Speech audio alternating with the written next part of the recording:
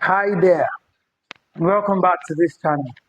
In this video, we are going to be examining some possible questions, theoretical questions actually, under the topic of density in JAMB or your UTME. So, I have talked about this before. I said understanding the basics matters a lot. If you don't understand the basics and you just go into using formulas arbitrarily, anybody can use formula, but if you don't understand it, there are some questions that are too common that you will fail without realizing it. So, an understanding of the basic is understanding the theory itself. Scientists not just come up with the formula. They sat down to first construct the theory, then applied mathematics. So let's go on with some of these questions and see how we can build ourselves up in the theory again. Now, which of the following? The first one says, which of the following defines density? So basically, you are being asked the definition of density.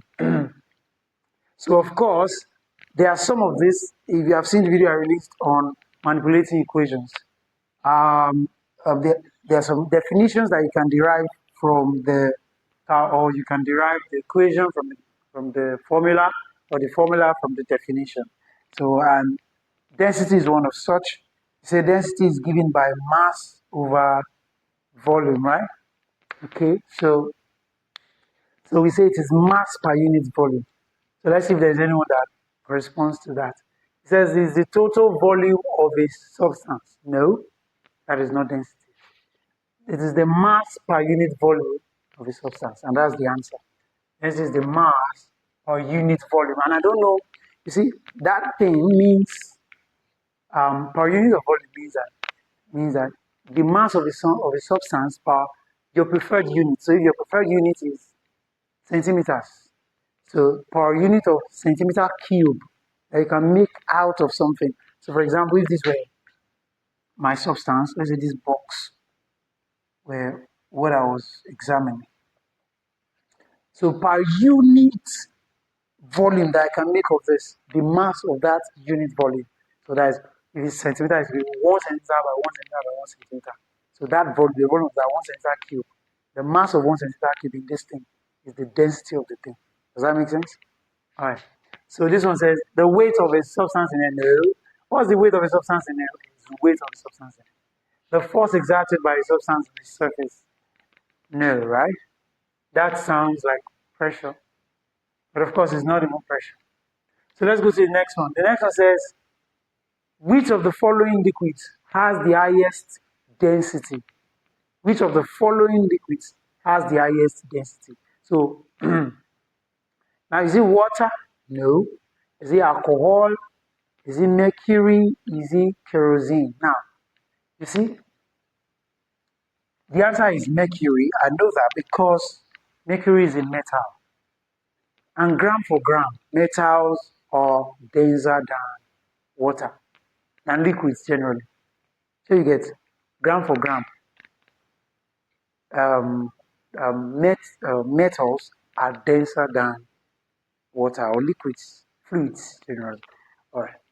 So that's that. Then the next one says, which property of fluids? So fluids here refer to liquid and gas. Property of fluids explain why ships float. So that is in water. Which property explains why ship floats? What's surface tension? We said, do you remember I mentioned something about formation of droplets? Yes. So for example, when you switch off the tap, the reason why at the end of the day, water droplets, the water forms droplets is because of surface tension, right? The force per unit length, that's the formulaic definition, but actually we say it's the force that makes a substance, a fluid, to act like a stretched elastic skin. So in this case, it's not what makes ship float. So what will make ship float is buoyancy. Is what? Buoyancy. Because according to whose principle is that? Archimedes' principle, that when a substance is immersed in water, it will displace its own weight as water. Do you get it? to experience an upward thrust. So that upward thrust is a force which is equal in magnitude to the weight of the water it displaces in that water. Do you get it? All right. So that is buoyancy. So by principle of flotation, principle of flotation says that for a substance to float in water, it must displace its own weight. Do you understand? So that's that. Now, what's viscosity? Viscosity is just the friction within fluids, internal friction within fluids. So, for example, if I pour water and I pour honey, which one will travel farthest? Water. Why? Is because water has a low viscosity. If I pour water like this, everything will run. But if I pour honey, oh, Joe, I'm not going to. You understand? So that's because it is viscous. That's friction. You understand? It's the resistance to flow of a fluid. That's another way to define it. All right. So then adhesion, I said, is the force that occurs between intermolecules. So molecules of different substances. Is that okay? And that's viscosity is what explains why when you pour a thick substance like that honey or palm oil, you know that you have to use your hand to still scoop around that funnel for everything to go inside. So some of them will not go; they will stay on the funnel. Yes, because of viscosity. So an adhesion. Adhesion means they are more like, think of it like glued to that, right? Except you remove them by your hand. All right, the next one. So the answer is buoyancy to that, flotation. In fact, the word bow, B-U-O, B-U-Y, are substances that we use to make things float. They are called, we call them buoys. They're buoys, not bow, buoys. Now the next one says, what happens to the density of a liquid when its temperature increases? Now this is just talking generally. So because there is a concept known as anomalous expansion of water. Anomalous means anomaly. Anomaly means not normal. Not normal means strange. Yeah, just saying. So strange expansion of water. I'm going to explain that. I think there's a question that would require me to explain it. But generally, substances, when you heat them, what should happen to them? Expand. They should expand. And when substances expand, what is happening to the volume? Increasing, right? So if there is an increase in volume, look at it. It's very simple to analyze. So this denominator is increasing. Mass is not increasing. Mass does not change. Mass is fairly constant for a matter. So density is equal to mass over volume. So the volume is increasing. What will happen to the value of the overall density? To decrease. Do you get that? Because you are dividing is simple. You have density. Let's say the density of that thing was 2 kilograms per meter cube. And the mass of that thing is 2. That time, maybe the volume was 1. Now, volume has increased to 1.5.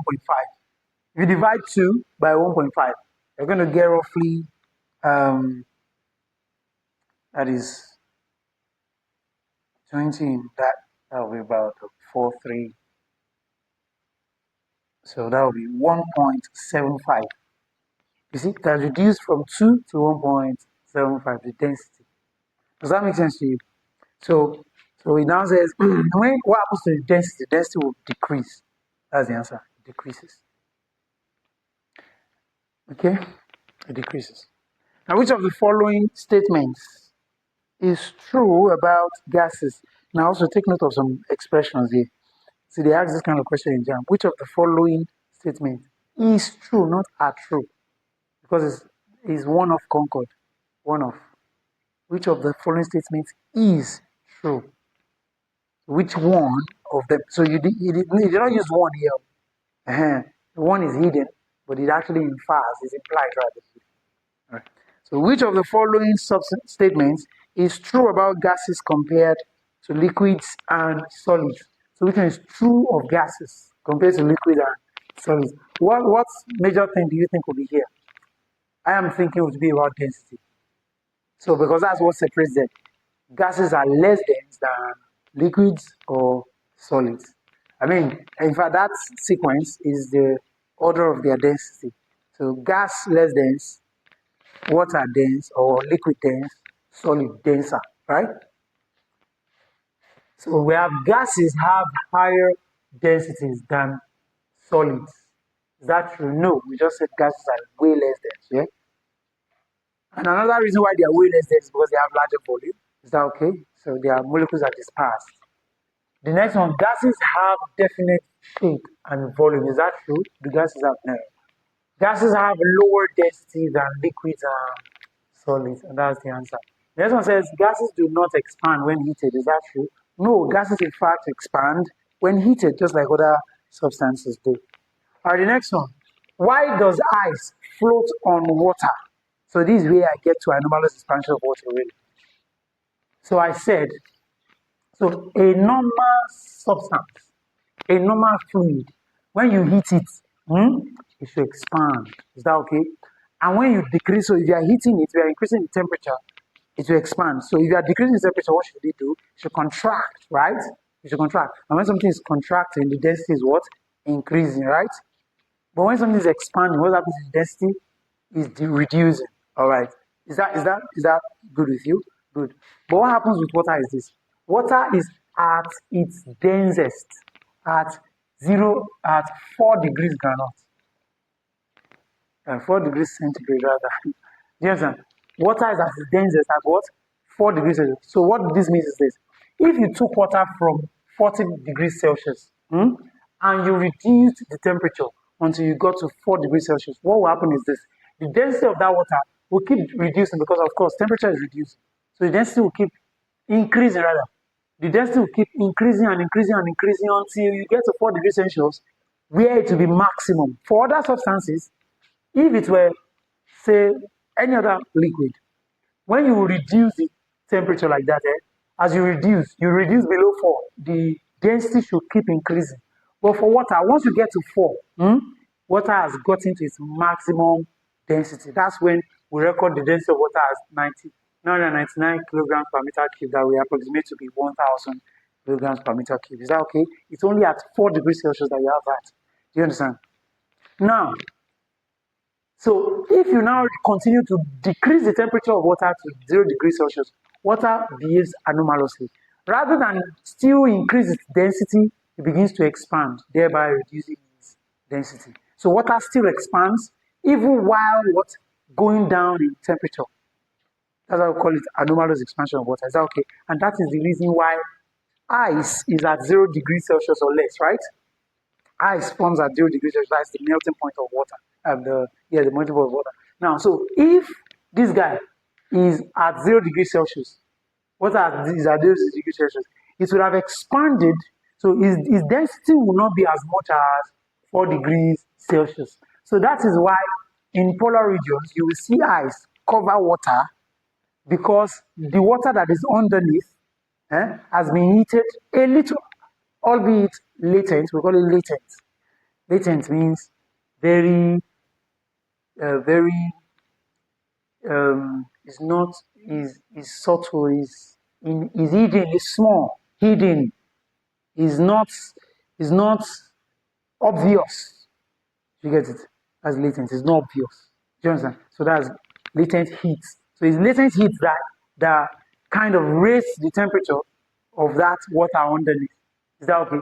But that ice at 0 degrees Celsius or less is going to be less dense than the water at 4 degrees Celsius. So remember that. So I mean, the way water arranges itself, the particles of water. So that was why we said as you go down, pressure increases, right? Pressure increases with depth because the deeper you go, the heavier the water. Yeah, they actually arrange themselves out. Do you understand? So that's why when you are boiling, as we said it rearranges itself, right? The particle is arranges itself by convection. So you will see that when you boil, those molecules they will gain kinetic energy. They become lighter, so they run up. So the ones that are on top will now come down. Do you get it? So that is why that structure to arrange itself that way, so that there's ice on top and then there's water that is at around 4 degrees Celsius underneath. Is that okay? Good. So why does ice float on water now? Is it because ice has a higher density than water? No, if it were higher in density, it would sink. Ice is a gas. Rubbish, right? Ice has a lower density than water. All right. Then water repels ice. Rubbish, right? Okay. The next one. Which of these fluids has the lowest viscosity? Which one has the lowest viscosity? So the lower the viscosity, the higher its ability to flow. Or you say the higher its viscosity, the higher its resistance to flow. So it will not flow well if it is very viscous. So that's how you should think of it. So the one that has the higher viscosity is the one that will not flow well. The one that has the lowest viscosity is the one that will flow well. So which one will flow well? The one that will flow that will flow water, that will flow the highest. Exactly, that's water. All right. The next one. Which so why would these ones not flow fast? Because they have internal friction. Fluid friction is called viscous build. Which principle explains why a balloon expands when air is blown into it? I mean, Archimedes explains flotation, right? So cannot be the answer. So the best bet is Pascal because Boyle's law has to do with. I told you how to master this thing, right? P over T. Were you there when I talked about this? Okay, now P over T. These are the general gas law, and Boyle's law, the gas laws basically. It's summarized into PV equal to nRT. Is that okay? So when you see them on the same level, it is inverse relationship. When you see them on different levels, numerator and denominator, it is direct relationship. Is that okay? Let me summarize the three for you. We have Boyle's law, we have Charles's, we have Gay-Lussac's. Now, Gay-Lussac's is also attributed to someone else. And so when you get to advanced this, you treat Hamilton. So some people said he postulated the law before Gay-Lussac. I think Gay-Lussac made other findings because he defined his own thing based on systems of the world. So we said we have three systems: closed, isolated, and open systems. Okay. He made it clear in his own definition. So that was why this theory was attributed to him. But there's also Hamilton's law, which is just the same as Gay-Lussac's law. And then we have the general gas equation. So the general gas equation is what we have here. So from this general gas equation, you can deduce the remaining. So look at Boyle's law is here. So you will see P1 V1 is equal to P2 V2, Boyle's law. Charles' law is here. V1 over T1 is equal to, you see it's clear, this is not anything hard. Gay-Lussac's law is here, or we call it Hamilton's law. P1 over T1 is equal to P2 over T2. Good. Yeah, I just brought that in, but here it says which one explains why balloon expands. It's Pascal's law. You know, Pascal's law states that, repeat after me. Pascal's law states that pressure in a confined fluid is transmitted equally in all directions.